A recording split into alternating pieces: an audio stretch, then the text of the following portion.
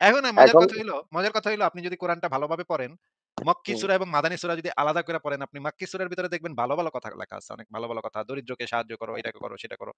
মানে মোটামুটি কনসিডার করা যায় এই কথাগুলা। এত খারাপ না। হ্যাঁ? এত নোংরা কথাবার্তা না। যেই না হুম, মদিনায় গেল মুহাম্মদ, এই গিয়া কইল ওই কাফের করে মাইরা লা, কাইটা লা, জবাই কর, গনিমতের মাল লও, দাসী বানা, হুম। দাসী বান্দি বানা, বিয়া কর। মানে এইটা কর, সেটা ৪ টা বিয়া কর, এইটা কর, সেটা কর। আ এই শিশু বিয়া কর। মানে যা ইচ্ছা তাই। মানে আপনার আপনি কি ভাই? বুঝাতে চাইতেছেন যে একটা থ্রেড এর উপরে আরকি সবাইরে আবার লাইনে নিয়ে আসছে বিষয়টা এরকম? না, আমি মানে একটা বলতে চাচ্ছি যে মক্কায় থাকা অবস্থায় আল্লাহর ক্যারেক্টার ছিল একরকম। ভালো ছিল আল্লাহ। মদিনায় গিয়া হয়ে গেল বদমাইশ। সে হয়ে গেল আক্রমণাত্মক। খালি কোপাকুপি, হ্যাঁ? মারামারি, কোপাকুপি, জিহাদ, কিতাল, মাইরালা, কাইটালা। হুম, ভাই আল্লাহ পাকের ক্যারেক্টার মানে স্থানের উপরে ভিত্তি করে আল্লাহ পাকের ক্যারেক্টার পাল্টায় যায় কেমনে এটা তো বুঝলাম না। আপনি কি বলতে পারবেন যে এক জায়গা থেকে আরেক জায়গায় গেলে আল্লাহ পাকের ক্যারেক্টার কেন চেঞ্জ হয়ে যাবে? হুম। না এইজন্যই তো আপনি আমরা তো মৃত্যুর আপনি পর তো আমরা ধর্ম। যে এই না, বিষয়গুলা কেন আপনার সাথে ঠান্ডা মাথায় ক্লিয়ার করে নাই? এত না, এত আপনি লক্ষ, মাক্কি লক্ষ সূরাগুলা লোক পড়েন, ভালোভাবে মাক্কি সূরাগুলা পড়েন। দেখবেন এখানে ভালো, ভালো কথা আছে। যে যার দিন তার। তোমরা ধর্ম নিয়ে বাড়াবাড়ি করো না। তোমাদের ধর্ম তোমাদের, আমাদের ধর্ম আমাদের। এরকম ভালো, ভালো হুম, কথা বলা, হ্যাঁ? ও যে মানে হুম, গ্যাঞ্জাম নাই। গ্যাঞ্জামের ভিতরে নাই। মোহাম্মদ গ্যাঞ্জাম করতেছে না বা ও সাইড দিয়ে চলে যাইতেছে। আবার কইতেছে, "তোমাদের জন্য তো আমি শুধুমাত্র মানে সতর্ককারী। আমি তো তোমাদেরকে পাল্টাইতে পারব না। আমি খালি তোমাদেরকে হুম। বাণী প্রচার করতে পারব।" এই কথা মক্কায় গিয়া কইল। আবার মদিনায় গিয়া কইল, "তুই ইসলাম কবুল করবি না, তোর বাপে করব। তুই করবি না মানে তোর করতে হইব। নাইলে তোর মেরে লামু।" এইরকম আয়াত নাযিল করা শুরু করল। ভাই আমরা তো একই মানুষ চেঞ্জ হয়ে যায় কেমনে? আমরা খাড়ার উপরে চেঞ্জ আমরা তো হয়ে যায়। এটাও জানি যে কারো উপরে বল প্রয়োগ কইরা ধর্ম গ্রহণ করানো যাবে না। না এটাও যাবে তো তো। আমরা জানি। এটা ইসলামে আছে। এটা মদিনায় থাকা অবস্থায় মোহাম্মদ তো বল প্রয়োগের মাধ্যমে মানুষকে ধর্ম গ্রহণ করতে বাধ্য করছে এবং হাদিসও এটা বলে দিছে যে বল প্রয়োগের মাধ্যমে মানুষকে ধর্ম আ গ্রহণ করাইতে হবে। আপনাকে আমি দেখাচ্ছি, আপনি দেখেন। আ এই সেটা হাদিসটা তো পড়েন এখান ভাই। থেকেই বোঝা যায়। এটা পড়েন ভাই, এটা পড়েন, হাদিসটা পড়েন। দাঁড়ান ১ মিনিট। এটা হচ্ছে তিরমিজি শরীফ। হ্যাঁ, আচ্ছা ওকে। যতক্ষণ পর্যন্ত মানুষ লা ইলাহা ইল্লাল্লাহ না বলবে ততক্ষণ পর্যন্ত তাদের বিরুদ্ধে কিতাল করতে আমি আদেশপ্রাপ্ত হয়েছি। অর্থাৎ আল্লাহর কাছ থেকে এটা পারমিশন পাইছে। আচ্ছা। পড়েন। আচ্ছা, এরপর আবু হুরায়রা রাদিয়াল্লাহু আনহু হতে বর্ণিত তিনি বলেন রাসূল সাল্লাল্লাহু আলাইহি সাল্লাম আ এর মৃত্যুর পর আবু বকর রাদিয়াল্লাহু আনহু যখন খলিফা আ নির্বাচিত হন তখন আরবের কিছু সংখ্যক লোক কাফির হয়ে যায়। উমার ইবনুল খাত্তাব রাদিয়াল্লাহু আনহু আবু বকর রাদিয়াল্লাহু আনহুকে বললেন, "আপনি এদের বিরুদ্ধে কিভাবে অস্ত্র ধারণ করবেন?" অথচ রাসূল সাল্লাল্লাহু আলাইহি সাল্লাম বলেছেন, "মানুষ যে পর্যন্ত না আল্লাহ তাআলা ব্যতীত আর কোন প্রভু নেই এই কথা স্বীকৃতি দিবে সেই পর্যন্ত আমি তাদের বিরুদ্ধে যুদ্ধ করতে অদিষ্ট হয়েছি। আর যে ব্যক্তি বলল যে আল্লাহ ব্যতীত আর কোন প্রভু নেই, সে আমার থেকে তার মাল ও রক্ত জীবনাদি নিরাপদ করে নিল।" আচ্ছা একটু ভাই বুঝায় দেন এই কথাটার মানে কি? একটু বুঝায় দেন ভাই। এই কথাটার মানে হচ্ছে যে মানে যে পর্যন্ত আল্লাহ ছাড়া আর কোন মাবুদ নাই এই কথাটা স্বীকার না করবে ততক্ষণ পর্যন্ত তাদের বিরুদ্ধে যুদ্ধ ঘোষণা চলমান থাকবে। আর যতক্ষণ এগুলা কিতাল করতে হবে নাকি? হ্যাঁ, হ্যাঁ। কাতিলুন, কিতাল এগুলার শব্দের মানে কি ভাই? কিতাল মানে গর্দান ফেলে দেওয়া আরকি, জবাই করা। আচ্ছা। মানে কেউ যদি মানুষ যতক্ষণ পর্যন্ত লা ইলাহা ইল্লাল্লাহ না বলবে কোথায় ততক্ষণ পর্যন্ত জবাই করতে হবে। অ্যান্ড লা ইলাহা ইল্লাল্লাহ বলা মানে হুম, তো ইসলাম কবুল করা নাকি? ততক্ষণ পর্যন্ত তাদের বিরুদ্ধে যুদ্ধ আ অদিষ্ট হয়েছিল। সে ব্যক্তি বলল, "এই ব্যতীত কোন প্রভু নেই।" আচ্ছা। এইখানটাতে কিতাল নাই। কিতাল সম্ভবত উপরের লাইনে আছে। উপরের লাইনে উপরে পরিচ্ছেদের সাথে বলা আছে কিতাল। এখানে বলা আছে যুদ্ধ করতে এবং পরে বলা আছে যে ব্যক্তি বলল আল্লাহ ব্যতীত কোন প্রভু নেই, সে আমার থেকে হুম। তার মাল ও রক্ত নিরাপদ করে নিল। মানে তুমি এটা যখন স্বীকার বলবা করে তখন হ্যাঁ, তুমি হ্যাঁ। নিরাপদ। আর যদি এটা হুম, না হুম। বলো, কেউ যদি এটা না বলে তাহলে সে নিরাপদ না নাকি? তো আপনার লাইফে ভাই এত লোকের সাথে লাইফ করছেন, বড়, বড় আলেম, বড়, বড় ইসের সাথে এই যে তারা এটার ব্যাখ্যা কি দিছে? ভাই তারা কেউ এটার কোনো ব্যাখ্যাই দেয় নাই। কইছে এটা ঠিকই আছে। হাদিস ঠিক আছে। হাদিসটা সহিহ। হাদিসটা হুম, তাহকিকৃত সহিহ। কিন্তু হুম, নাস্তিক তো আপনি এইজন্য বুঝবেন না। আপনার এটারে অন্ধবিশ্বাস করণ লাগবো। এইটাই ভালো। হুম। এটা কাফেরদের ফজিলতের জন্যই আল্লাহ নবী এই কথা কইছে। কাফেরদের আরো ভালো হইব এটাতে। আমি জিজ্ঞাসি ভাই কেমনে ভালো হইব? গলায় চাপাতি ধইরা আপনি কইতাছেন ইসলাম কবুল করতে, নাইলে নাকি মেরে লইবেন। এখন এই এটা কেমনে বিষয়টা ভালো কি হইব? ২০০০ এই বিষয়টা কি ২০২৪ সাল পর্যন্ত বা কিয়ামতের আগ পর্যন্তই চলমান থাকবে? বিষয়টা কি এরকম নির্দেশ দেওয়া আছে? অবশ্যই যতক্ষণ পর্যন্ত মানুষ লা হুম, হুম, ইলাহা ইল্লাল্লাহ না বলবে ততক্ষণ পর্যন্ত এটা কতক্ষণ হুম। পর্যন্ত তাইলে ভাই? ততক্ষণ পর্যন্ত। কতক্ষণ? ওই যে যতক্ষণ পর্যন্ত যতক্ষণ সমস্ত পর্যন্ত পৃথিবীর হ্যাঁ, হ্যাঁ। সমস্ত মানুষ যতক্ষণ পর্যন্ত না বলবে, হুম, ততক্ষণ পর্যন্ত করতে হবে নাকি? তাইলে কি এটা কি এখনো আছে নাকি নাই? আপনি বলেন। হুম, আছে। তাহলে তো ওই হিসাবে যে লাদেন-টাদেন তো তারা তো ঠিকই ওয়েতেই আছে দেখা যায়। এরকম হইলে তো আস্তে, আস্তে সবই লাদেন হয়ে যাবে। তো তবে আমরা তো এইটাই কইতেছি যে ইসলাম এই সমস্ত লাদেন-ফাদেনই বানাইবো। ইসলাম ফ্যাক্টরি থেকে এই সমস্ত লাদেনই এখন বানাইবো। এখন আমাদের বিজ্ঞ আলেমরা এই বিষয়গুলা যে কেন আপনার সাথে নেগোসিয়েশন করে না, আমি তো সেটাই বুঝতেছি না। তো আমি তো ভাই দাওয়াত দিয়ে রাখছি সমস্ত বিজ্ঞ আলেমদেরকে দাওয়াত দিয়ে রাখছি আমার সাথে আসেন, আলোচনা করেন। আমি রেডি আছি। দরকার হলে ২-৩ জন আসেন একসাথে। মিজানুর রহমান আজহারী, আহমদুল্লাহ, জাকারিয়া ৩ জন আসেন একসাথে। আমি তো একা আলোচনা করব অসুবিধা নাই। হ্যাঁ, উনারা তো ঠান্ডা মানুষ। আহমদুল্লাহ আমি জানো। কিন্তু ওই যে ইসের সাথে আবার পারবেন না। উনি আবার উত্তেজিত হয়ে যায়। ওই যে জৈনপুরি হুজুর উনার নাম জানি কি? এই আব্বাসী, আব্বাসী। হ্যাঁ, এ আবার আব্বাস হ্যাঁ। ক্যামেরার ভিতরে চাপাতি-চুপাতি দিয়ে কোপ-টোপ মেরে দিতে পারে। কিন্তু ক্যামেরার ভিতরে মারলে তো অসুবিধা নেই। আমার তো কোনো বালটা ছিঁড়া যাবে না ভাই এতে। হ্যাঁ? না, মিজানুর রহমান আজারি আর আহমদুল্লাহ উনারা ঠান্ডা মাথার মানুষ। উনাদের না, না। সাথে এই বিষয়গুলা লাইভ দাওয়াত দেন। লাইভ মানে আলোচনা করতে হলে লাইভেই করতে হবে ভাই। সরাসরি আমি গিয়া মানে আলোচনা করব। আমার কি কুত্তায় কামড়াইছে ভাই? আমি এত বোঝাই? আচ্ছা ভাই, আরেকটা কথা, মারলাম সবই ভাই। তাইলে এই যে জীবনটা যে অর্ধেক পার করে দিলাম। এখন এই যে আপনি কই যাবেন তাইলে মরার পরে? আমরা তো একটা আশায় আছি যে মরার পরে একটা আ মাইর গুতা খাইয়া যাই, নামাজ পড়ি নাই ঠিকমতো। আবার অনেক সময় পড়ছি। মাইর গুতা খাইয়া একসময় জান্নাতে যাবো। তাই আপনার বা এই থিওরিতে তাহলে মৃত্যুর পরে কি হবে? এই টেনশনেই তো বাঁচি না। মৃত্যুর পরে কি হবে ভাই? আমার যদি এই রকমের একটা অনৈতিক বিষয় মাইনে নিতে হয়, মাইনে নিয়ে যদি আমার জান্নাতে যাওয়ান লাগে, জান্নাতের লোভে যদি আমি এরকমের একটা অনৈতিক বিষয় মাইনে নিই, তাহলে তো ভাই আমি আমার নিজের কাছে ছোট হয়ে যাবো। আমি তো আমার আত্মসম্মান নষ্ট হবে, আমার আত্মমর্যাদা নষ্ট হয়ে যাবে। আমি নিজের কাছে নিজে আমি হব কিভাবে? একজন মানে ভালো মানুষ হিসেবে নিজেকে আমি বুঝবো কেমনে যে আমি একজন ভালো মানুষ? যে এরকমের তাইলে অন্যায়, এরকমের অত্যাচার, এরকম জঘন্য জিনিস, জঘন্য বিধান মাইনে শুধুমাত্র লোভের বশবর্তী হয়ে যদি আমি মাইনে নিই, জান্নাতে হুর পামু, হুর লাগামু, ৭২ টা করে হুর লাগামু আমি। এইটার জন্য তাইলে যদি আমি এই সমস্ত অনৈতিক মাইনে নিই, তাহলে তো ভাই আমি নিজের হুম, কাছে ছোট হয়ে যাবো। আমি কিভাবে এটা মেনে তাইলে নিব? দরকার হইলে আমি তাহলে ভাই দরকার হইলে আমি অনন্তকাল জাহান্নামেই পুড়লাম যান। কিন্তু তাও তো আমি এই অনৈতিক জিনিস মানার থেকে তো আমি তো মাথা উঁচা করে জাহান্নামে যাবো। আমি তো মাথা নিচু করে যাবো না তো ভাই। তাহলে ভাই আমি তো দেখি যে ওই হিসাবে আপনার আপনার থেকে এবং আমাদের বিজ্ঞ আলেম থেকে আমরা ভালো পজিশনে আছি। আমরা যারা কম বুঝি। কেমনে ভালো পজিশনে আছি? যেমন যদি আমরা এই আটকায় যাই, তাইলে বলমু যে আমাদেরকে এই আসিফ মহিউদ্দিন ভাই আমাদের ব্রেইন ওয়াশ করছে। আল্লাহ তুমি তার আগে বিচার করো। আর যদি আটকায় না যাই বা ওই দিক দিয়ে হয়, তাহলে ওই দিক দিয়ে হুজুরকে ধরবো। যে এরা কেন এই জিনিসগুলা ডিবেট করে নাই? আমরা মাঝামাঝি একটা সেফ পজিশনে আছি। বুঝছেন? ওই কিন্তু দিকে ভাই হইলে আপনারা দোষ দিমু, আর এদিকে হইলে হুজুরকে দোষ দিমু। যে কিন্তু ভাই হুজুররা যে কেন এই জিনিস দোষ-টোস না দিয়া নিজেরই ভালো করে বোঝা উচিত না? নিজেরই জানা উচিত না? নিজেরই যাচাই করে দেখে তারপরে সিদ্ধান্ত নেওয়া উচিত না? তার চেয়ে ভালো একটা সেফ পজিশন আছে, 50-50 আছি। এক ভাই সাইড এটা তো হইলে একটা আপনারা দোষ দিমু। অন্ধবিশ্বাসের পজিশন হইলো। এই অন্ধবিশ্বাসের পজিশন তো কোনো ভালো পজিশন না ভাই। এখন আপনি যেভাবে আটকাইতেছেন, এইভাবে বেশি যাইতে গেলে তো মাথা কাজ করে না। আবার ওদিক দিয়ে হুজুররা মনে করেন উনারাও জিনিসগুলা ক্লিয়ার করেন। তো মাঝামাঝি থাকি। একদিকে আপনারে দোষ দিমু যদি বিপদে পড়ি। আর ওদিক দিয়ে যদি উনারা কেন ঠেকাইলো না, উনাকে দোষ দিমু ওদিক দিয়ে। বুঝছেন? উম, আহ, ভালো বুদ্ধি, ব্রেনটা নিয়ে মিউজিয়ামে সাজার এখান কি দরকার ইউজ করার? হ্যাঁ। নিজের বিবেক বুদ্ধি ব্যবহারের দরকার নেই নাকি? না, আমরা ভাই মাঝামাঝি আছি। যদি বিপদগ্রস্ত হই তাহলে আপনারে ঠেকাই দিমু। আর ওদিক দিয়া হ্যাগো ঠেকামু যে কেন এই জিনিসগুলা ক্লিয়ার করলো না। এই মোল্লা গো। আল্লাহ যে আপনার এত সুন্দর একটা মগজ দিল যেটা আবার চলে, যেটা দিয়ে আবার আপনি বাজার সদাইও করতে পারেন। এটারে তো হ্যাঁ। ব্যবহার করা যাইব না নাকি? এটারে ব্যবহার করলে তো অসুবিধা নাকি? যে এইটারে যে ব্যবহার করবো, যারা এই জিনিসগুলা ক্লিয়ার করবো তারাও তো এখন পর্যন্ত মানে ক্লিয়ার করতেছে না। আপনার সামনে আসতেছে না। এই বিষয়গুলো ক্লিয়ার করতেছে না। আমাদেরকে একটা সে মানে ক্লিয়ার করতে হবে কেন? আপনি আপনার মগজ ব্যবহার কইরা সেই জিনিসটা ভালো নাকি মন্দ এই ডিসিশন এ যাওয়া এই আপনার পক্ষে সম্ভব না নাকি? এই মগজগুলোই তো, এই যে আপনার ভিডিওগুলো শুনতে গিয়ে এই মগজে ঝামেলা হয়ে যায়। মানে কেন আউট অফ কন্ট্রোলে চলে যায়। আরে ভাই এলোমেলো হয়ে থাক যায়। থাক, ব্যথা পাই যাবেন ভাই, মগজটা শুধু শুধু খুব ব্যথা হয়ে যাবে ভাই, থাক, দরকার নেই, করে ক্যান্সার ম্যান্সার না হয়ে যায় এত চিন্তা করতে যায় কোনো দরকার নেই ভাই, রেখে দেন, ইনট্যাক্ট রেখে জীবনটা দেন। তো অর্ধেক পার করেই দিলাম। আর যে- অল্প যে- কিছু দিন আছে। আপনার দুনিয়াতে রাত দিন মগজটা যেন সারা জীবন অর্ধেক ভার্জিন পর। থাকে ভাই, রেখে দেন, ভার্জিনিটি নষ্ট হইলে আবার বাজারে দাম কমে যাবে। মানে আসিফ ভাই আপনারও কিন্তু ধর্ম, বুঝছেন? চালাশের ময়দানে। আচ্ছা ঠিক আছে। আর জরিফ ভাই হুজুর ঠিক আছে। ধর্ম। ফরহাদ সওদাগর ভাই আপনাকে তাহলে আজকে বিদায় জানাই আমরা। ভালো থাকেন। ওকে ভাই, কথা বলে ভালো লাগলো। ভালো আশা থাকেন করি ভাই। মগজের ভার্জিনিটি রক্ষা করবেন। আচ্ছা, ভাইয়ের আরো আগে আসা উচিত ছিল। ঠিক আছে বিদায় জানাচ্ছি। ভালো থাকেন। ফারাজ ভাই কি অবস্থা কেমন আছেন বলেন? এই তো ভাই, আমার মগজ তো ভাই ভার্জিন নেই, কি একটা অবস্থা ভাই এখন। এই মগজ কি দেনমোহর পাবে? আপনারা না, না। খাদিজা তো ডেনমার্ক পাইছিল। তাহলে মগজ পাবে না কেন আপনার? আচ্ছা আচ্ছা, ও তাহলে খুব সুবিধা আছে, আল্লাহর কি নিয়ামত, ভার্জিন না হইলেও দেনমোহর পাওয়া যায়। মার্জিন নিলে একটু বেশি পাওয়া যায় আরকি। বেশি টাকা বেশি পাওয়া যায়। ঠিক আছে। কি ফারাজ অবস্থা ভাই আছেন আমরা ভাই, তাহলে হ্যাঁ, কেমন আছেন? এই তো ভাই ভালো আছি। এবং আজকে শুরুতেই বললাম যেটা যে আজকে বছরের শেষ লাইভ করতেছি।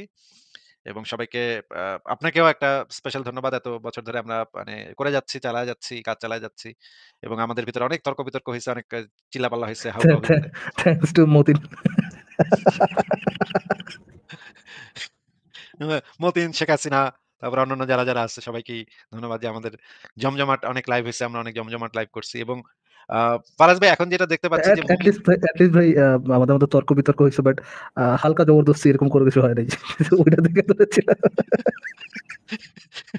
একটুখানি ধর্ষণ, একটুখানি ধর্ষণ। আসিফ ভাই, আই ওয়ান্ডার, ধরেন আহমদুল্লাহ নামে যদি ধরেন তার ওয়াইফ কেস করে, বুঝছেন, যে তাকে হচ্ছে ম্যারিটাল রেপ করছে, ধরেন হাইপোথেটিক্যাল সিচুয়েশন, তার ওয়াইফ কেস করে দিল তার নামে যে তাকে ম্যারিটাল রেপ করছে। এখন আহমদুল্লাহ কাঠগড়ায় দাঁড়ায়, তো বিচারককে কি বলবে ভাই? বলবে স্বামী স্ত্রীর মধ্যে মধ্যে তো একটু হালকা একটুখানি জবরদস্তি হতেই না পারে। ভাই, এটা এই হয় না ভাই, একটু হালকা করেছি ভাই, জবরদস্তি। হালকার উপরে জবরদস্তি করেছি হুজুর। আমি তো বেশি জবরদস্তি করিনি। একটু হালকা করে বেঁধে হালকা, হালকা করে রেপ করেছি। কেমন কথা রে ভাই? কি সুন্দর শুরু করছে, বুঝছেন, একটু হালকা তো অনুরোধ করাই যেতে পারে, হ্যাঁ, হালকা অনুরোধ থেকে সে লাভ করে হালকা জবরদস্তিতে চলে গেছে, মানে কেউ বুঝবে না তার কথা, কি স্মার্ট। আমি এমনভাবে বলবো যে কেউ কিছু বুঝবে না। আমি এমনভাবে ডেলিভারি দিব কথাটাকে। একটু হালকার উপরে সমঝোতার মাধ্যমে একটু হালকার উপরে গিয়ে একটু জবরদস্তি একটু করা যেতেই হালকা পারে। জবরদস্তি যদি না করতে চান, তা তো সমাজ নষ্ট হয়ে যাবে ভাই, দেশ নষ্ট হয়ে যাবে, হালকা জবরদস্তি যদি করতেই না দেন। আচ্ছা আমরা যে ভাই, ভিডিওটা নিয়ে কথা বলছি সেটা তো কি একটু ছেড়ে সবাইকে একটু দেখানো দরকার যে এই হালকা জবরদস্তি জিনিসটা কি? এটা তো একটু দেখানো দরকার। কারণ এলে তাই অনেকে নাকি? বুঝতে রাখছেন নাকি কোথাও আছে ভাই? হ্যাঁ, হ্যাঁ রাখছি। এটা রেখে দিছি যে যেন মানে কি একটা অবস্থা রে ভাই মানে মানে উদ্ভট সব না এখানে রাখি নাই ভাই StreamYard এ রাখি নাই। সংশয়.com এ এটা করে দিছি। এড করে দিছি। এখানেও রেখে দিবানে পরে পরে নিয়ে আসবনে। এটা আমরা একটু দেখি। আপনারা সবাই একটু দেখেন। হালকার উপরে জবরদস্তি কিভাবে করতে হয় দেখেন। শিখেন, হ্যাঁ? শিখেন সবাই। নাস্তিকরা দাবি করছে যে ইসলামে দাসের সহিত জোরপূর্বক সহবাস করা এবং জোর জবরদস্তি করে আজল করা বৈধ। এর প্রমাণ হিসেবে তারা ইমাম আবু হানিফা রাহিমাহুল্লাহর কওল দেখায়, যেখানে তিনি বলেছেন দাসের সহিত আজল করতে অনুমতি নেওয়া জরুরি নয়। এই কথা বলে তারা ইসলামকে অমানবিক ধর্ম বলে প্রমাণ করতে চায়। তাদের এই কথা কতটুকু সত্য বা তাদেরকে এ ব্যাপারে কিভাবে জবাব দেওয়া যেতে পারে? দেখুন, প্রথম কথা হলো জোরপূর্বক সহবাস করা, নিজের স্ত্রীর সাথে পর্যন্ত জোরপূর্বক সহবাস করা নিয়েও নাস্তিকরা একই প্রশ্ন করেন, অর্থাৎ সেটাকেও তারা অমানবিক বলেন এবং সেটাকেও তারা জুলুম বলেন। নিজের স্ত্রীর সাথে পর্যন্ত জোরপূর্বক সহবাস করা নিয়েও নাস্তিকরা একই প্রশ্ন করেন, অর্থাৎ সেটাকেও তারা অমানবিক বলেন, ছি নাস্তিক, ছি। জুলুম বলেন। এই বিষয়ে প্রথমে বলতে চাই, স্বামী এবং স্ত্রীর মধ্যে এমন একটা বোঝাপড়া থাকে যে কিছুটা সেখানে জোর জবরদস্তি, কিছুটা আবদারমূলক জবরদস্তি করার অধিকার সব সভ্য সমাজেই কিন্তু থাকে এবং এটাকে কেউই অমানবিক বলে না। ইসলাম যে জবরদস্তির কথা বলেছে সেটা অনেকটা এই টাইপের। এর বাইরে একজন স্ত্রী আসিফ ভাই, একটু পজ করা যায়? তিনি যদি একটু পজ করা যায় আসিফ ভাই? হ্যাঁ, হ্যাঁ বলেন। আসিফ ভাই, ধরেন ইমাজিন আপনি রাত 12টার সময় ধরেন ফুলা রোড দিয়ে হাঁটতেছেন, হ্যাঁ? তো ফুলা রোডে কোনো কোনো মনে করেন একটা ছাত্র আসলো আপনার কাছে, এসে আপনার উপরে গলার মধ্যে সুন্দর মতো একটা ছুরি ধরে একটু হালকা জবরদস্তি, প্লিজ দাও না, একটু টাকা পয়সা আছে, দাও না প্লিজ। হালকা অনুরোধমূলক জবরদস্তি। অনুরোধমূলক জবরদস্তি। আবদারমূলক। মানে একটু দাও না শোনা। আবদারমূলক জবরদস্তি, চিন্তা করেন আসিফ ভাই, কবিশের আবদারমূলক। আবদার কি আর জবরদস্তি কি ভাই, দুইটা ওই যে ও আসিফ ভাই, এটা চিন্তা একই করেন, জিনিস। আমার আল্লাহ কাছে একই দিচ্ছে জিনিস। আল্লাহ দিচ্ছে প্রাকৃতিক ভাবে, এইটা এইটা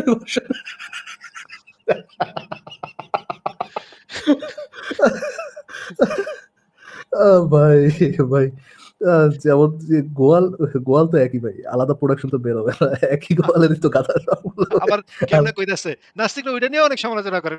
কি কত খারাপ নাস্তিকরা। ওইটা নিয়েও সমালোচনা করার লাগে তোদের। এত সিম্পল একটা বিষয় স্বামী তার স্ত্রীকে করবে। তোরা আবার সমালোচনা করস কে এটা নিয়ে? মানে এমন ভাই কি ভাই কিরে ভাই? আচ্ছা আমরা কি পরের দিকে যাবো ভাই? হ্যাঁ, হ্যাঁ, আসিফ প্লিজ। এবং তিনি যদি অসুস্থ থাকেন এমন পর্যায়ে যে সবার শুনলে তার কোনো ক্ষতি হবে, তাহলে সেই ক্ষেত্রে তাকে জোর করা এটা স্বামীর জন্য উচিত নয়। ইসলামও সেটা বলে না। আর যদি তার সেরকম কোনো গ্রহণযোগ্য ওজন না থাকে, যে তার শারীরিক বড় কোনো বিপত্তি নাই, তাহলে সেক্ষেত্রে স্বামীকে যে কিছুটা ইসলাম জবরদস্তি করার অনুমোদন দিয়েছে, বা ওলামা ইকরামের ক্ষেত্রে দৃষ্টিভঙ্গি সবাই জানি আমরা যে নিতে পারলে দিতে হবে থিউরাম।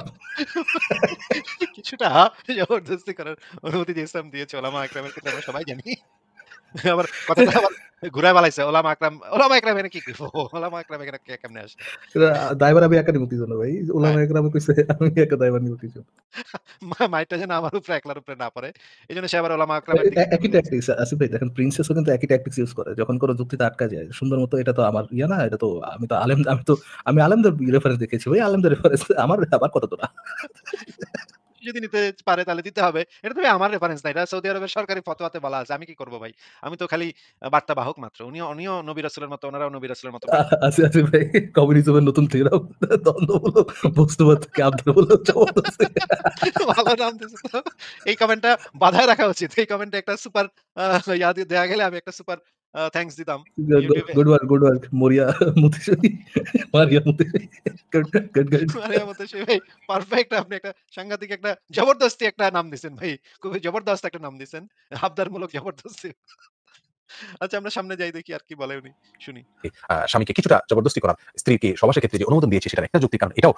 আর যদি তার সেরকম কোনো গ্রহণযোগ্য ওজন না থাকে, যে তার শারীরিক বড় কোনো বিপত্তি নাই, তাহলে সেক্ষেত্রে স্বামীকে যে কিছুটা ইসলাম জবরদস্তি করার অনুমোদন দিয়েছে, বা ওলামা ইকরামের ক্ষেত্রে দৃষ্টিভঙ্গি সবাই জানি আমরা যে স্বামীকে কিছুটা জবরদস্তি করার, স্ত্রীকে সবাসের ক্ষেত্রে যে অনুমোদন দিয়েছে সেটার একটা যুক্তি কারণ এটাও, যে একটা কথা বললাম যে এটি হলো এক ধরনের বোঝাপড়ার ভেতরে কিছুটা জবরদস্তি জীবনসঙ্গীর সাথে মানুষ করতেই পারে, এবং এক্ষেত্রে মানবিকতার ধোয়া তুলে আনা এটা নিছক মূর্খতা ছাড়া কিছুই না। যে একটা কথা আমরা বললাম যে এটি হলো এক ধরনের বোঝাপড়ার ভেতরে কিছুটা জবরদস্তি জীবনসঙ্গীর সাথে মানুষ করতেই পারে, এবং এক্ষেত্রে মানবিকতার ধোয়া তুলে আনা এটা নিছক মূর্খতা ছাড়া কিছুই নয়। দ্বিতীয়ত কথা একটু হলো পজ করেন তো আসিফ ভাই, এটা যুক্তিটা কই ছিল আসিফ, এটা বলেন না আসিফ ভাই,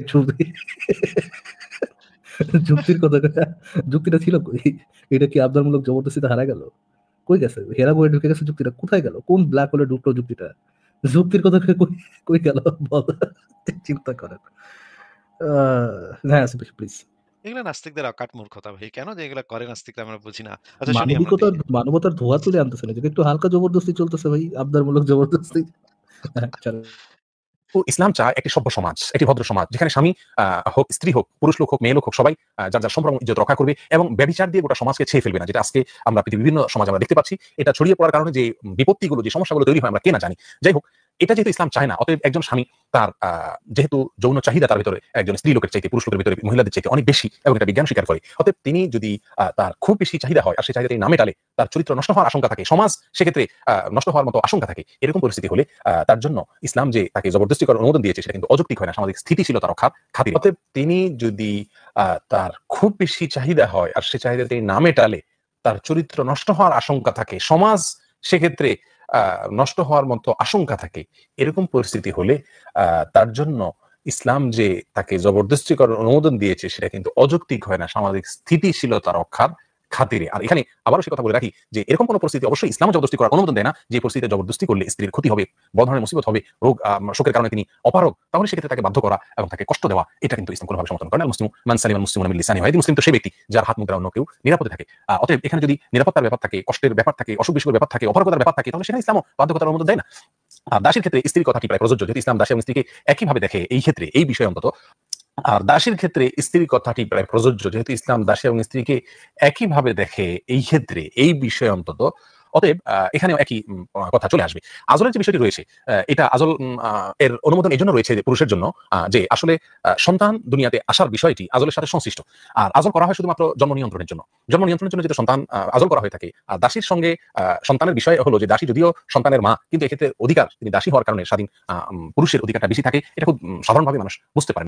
সন্তানের বিষয় হলো যে দাসী যদিও সন্তানের মা, কিন্তু এক্ষেত্রে অধিকার তিনি দাসী হওয়ার কারণে স্বাধীন, পুরুষের অধিকারটা বেশি থাকে, এটা খুব সাধারণভাবে মানুষ বুঝতে পারেন। বিধায় আজলের ব্যাপারটি যেহেতু সন্তান হওয়া না হওয়ার সাথে সংশ্লিষ্ট, বিধায় এখানে স্বামীকে অগ্রাধিকার দেওয়া হয়েছে। কিন্তু ইসলাম কোনো অবস্থাতেই দাসী তিনি একজন স্ত্রী, তিনি একজন মেয়ে লোক, তার যে যৌন চাহিদা আছে, আজল হোক বা অন্য কোনো পদ্ধতিতে হোক, সমস্ত পদ্ধতি অবলম্বন করার মাধ্যমে তার যৌন চাহিদা অপূর্ণ থাকুক, অথবা তার যৌন চাহিদা দিয়ে কোনো রকম খেয়াল না করা হোক, এরকম কোনো কথা কিন্তু ইসলাম বলে না। এখানে শুধুমাত্র সন্তান হওয়া না হওয়ার ব্যাপারটা যেহেতু আজলের সাথে সংশ্লিষ্ট, আর এটা যেহেতু পুরুষের দায় আসবে, দাসীর উপরে এটার দায় তত আসবে না, বিধায় এখানে পুরুষকে অগ্রাধিকার দেওয়া হয়েছে। আরো অনেক বিষয় আছে যে বিষয়গুলো আমরা দেখি মেয়েদেরকেও ইসলাম অগ্রাধিকার দিয়েছে। তো এখানে দাসী এবং স্ত্রীর বিষয়টি প্রায় এক, শুধুমাত্র আজলের ক্ষেত্রে বলা হয়েছে যে দাসীর অনুমতি নেওয়া লাগবে না। তো অনুমতি না নেওয়ার মানে এই নয় যে তাকে অতৃপ্ত রাখবে এবং তার কোনো চাহিদা পূরণ করবে না, সে যদি ফিতনায় পতিত হওয়ার আশঙ্কা থাকে তবুও সেদিকে খেয়াল করবে, বিষয়টা কিন্তু সেখানে না। আহারে! যেন মেয়েগুলা ফিতনায় পতিত না হয় এইজন্য, শুধুমাত্র এইজন্য ভাই। নিজের জন্য কিন্তু না ভাই। এমন আপনি ভাইবেন না যে নিজের যৌন সুখের জন্য তারা এই কাজ করে কিন্তু। মেয়েরা যেন আপনি হারে। যার ফ্যামিলিকে জবাই করে, তার বাপকে মাইরা, তার সন্তানকে মাইরা, তার স্বামীকে মাইরা তুলে নিয়ে আসছেন, ওই মহিলা তো অবশ্যই মানে সেক্স করার জন্য পাগল হয়ে থাকবে। মানে আপনি যদি তার সাথে সেক্স না করেন, তাহলে তো সে অন্য জায়গায় যেয়ে মুখ দিবে। ফিতনার মধ্যে ফিতনা পড়বে এবং ফিতনার ফিতনা ভিতরে করে পড়বে। সে কি হবে? ফিতনা করে সে জাহান্নামে যাবে। এই যে তাকে আপনি ফিতনা থেকে বাঁচাচ্ছেন, সমাজের মানুষকে ফিতনা থেকে বাঁচাচ্ছেন, তাকে জাহান্নাম থেকে বাঁচাচ্ছেন, এটার জন্য আপনার কি করতে হবে? ওই মহিলাটাকে আপনাকে রেপ করতে হবে। ভাই গড ড্যাম ভাই, আপনি এত এটার মধ্যে অমানবিক দেখলেন কি আসিফ ভাই? আমরা আমরা ছোটবেলা থেকে পড়ছি সক্রেটিস, বাট এখন যেটা দেখলাম সাগরেটিস যে যুক্তিটা দিলেন যে পুরুষদের যৌন চাহিদা অনেক বেশি থাকে, এখন তারা যদি জোর জবরদস্তি বাসে করতে না পারে তাহলে বাইরে যা জোর জবরদস্তি করবে, সে বলে বাসে জোর জবরদস্তি করুক। এই অকাট্য যুক্তিকে আপনি ভাঙবেন কিভাবে ভাই? ভাঙতে এটা কি পারছি না তো পসিবল? ভাই। পারছি না ভাই, ভাঙতে পারছি না। আচ্ছা ফারাজ ভাই, আমরা এই এক মুমিনের একটু ভিডিওটা একটু দেখে নেই এখানে। একটা মুমিনের ভিডিও এখানে একটু প্রাসঙ্গিক হয়ে গেছে। সেটা একটু ছাড়ি শোনেন একটু। বুঝেন না, দাস দাসীর সাথে সেক্স করা আলাদা, দাস দাসীর সাথে বারবারই আপনি একই জিনিস বলতেছেন। দাস দাসী কিভাবে হয়, একটা দাস কিভাবে হয়? দুই পার্টি যুদ্ধ করে। এখন রাইট রং এটা ইম্পর্টেন্ট না, দুই পার্টি যুদ্ধ করে, যে পার্টি উইনার হবে লুজার পার্টির সে দাস বানাইবে, ঠিক আছে? এখন দাস বানানোর পরে, এটা নিয়ে আমার একটা ভিডিও আছে, দাস বানানোর পরে ওই দাসটারে আমি বাসায় নিয়ে আসলাম, ঠিক আছে কিনা হয়তো ও যুদ্ধ থেকে নিয়ে আসলাম, বা এটা আরেক জায়গায় বিক্রি হইতেছিল, আমি ওখানে টাকা দিয়ে কিনে নিয়ে আসলাম। তো দাস যে আমি নিয়ে আসলাম, এই দাসটা আমার জন্য রিস্কি, যে কোনো সময় দাস আমার মেরেই ফেলতে পারে, কিন্তু তারপরও আমি তারে 3 বেলা আহার দিলাম, ঠিক আছে? 3 বেলা তারে আহার দিলাম, তার নিরাপত্তা দিলাম, তার কর্মসংস্থান সবকিছু করলাম। এখন এত কিছু আমি করলাম, আপনার আপত্তি শুধু সেক্স নিয়ে? আমি যে এত কিছু করছি এটা হ্যাঁ, এত কিছু করলে একটু সেক্স, হ্যাঁ হ্যাঁ, সেটা আর কি, এত কিছু খাবার দিলাম, দাবার দিলাম, সেক্সটা কেন ওটা কি আমাদেরকে ভালো কাজ না? বাঁচিয়ে দিবে না? ওটা কি ভালো কাজ এই না? তো ওটা কি ভালো কাজ না? সেটা আপনার অদ্ভুতিটা এরকম, এত কিছুই আমরা করলাম, আর হ্যাঁ, তোমাদের বাবা মা, তোমাদের স্বামীকে খুন করলাম, হত্যা করলাম, এখন হ্যাঁ, তোমাদের সাথে কেন আমরা সেক্স করতে পারবো না? বাহ, আপনার যুক্তিটা অনেক সুন্দর, আমি খুব ভ্রমণ করলাম ভাই। হ্যাঁ, আর আপনার তো তো সেটা আর কি। আমিও তবে আমিও খুবই খুশি হয়েছি যে আপনার কাছে খুব ভালো লাগছে। হ্যাঁ, আমিও খুব খুশি হয়েছি এবং ভাই, তবে আপনার খুব ভালো লাগলো যে আপনি সত্যটা স্বীকার করেছেন। মানে চিন্তা করছেন ভাই, চিন্তা করছেন ভাই মুমিনদের। ইস! ইস! বলার কিছু ভাষা নেই ভাই। আপনি আপনি হয়তো ছোটবেলাতে শুনতে পারেন খাবি খা, এটা হচ্ছে খাবিরে, খাবারের বিনিময়ে।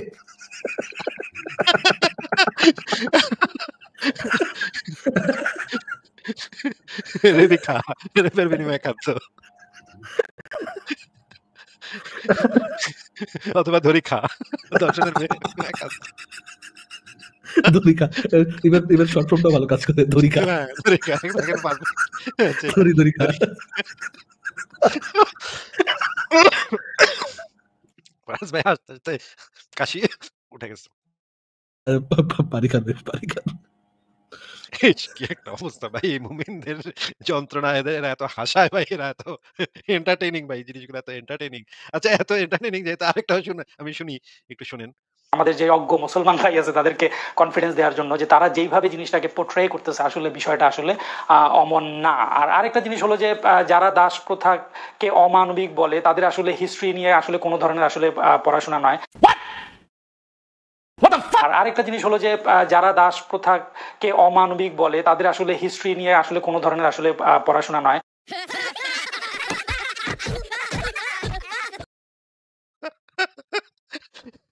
মানে চিন্তা করছেন দাস প্রথাকে যারা, মানবতার আরেকটা নামই তো দাস প্রথা আছে ভাই, আপনি কি জানতেন না এটা?